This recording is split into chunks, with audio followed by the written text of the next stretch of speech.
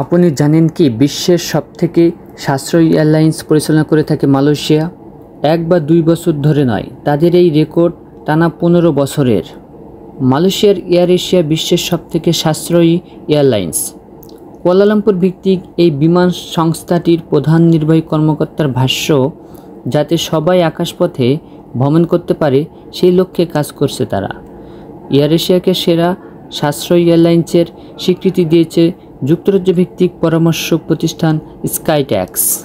এরপরে যথাক্রমে এয়ারলাইন্সগুলো হচ্ছে Volotea, Flynas, Transavia France, IndiGo, Vueling Airlines, Air Baltic, Iberia Express, Ryanair এবং ইজিজেট।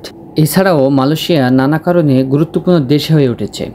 এশিয়ার খাদ্যস্বর্গ হিসেবে পরিচিত রয়েছে মালয়েশিয়ার।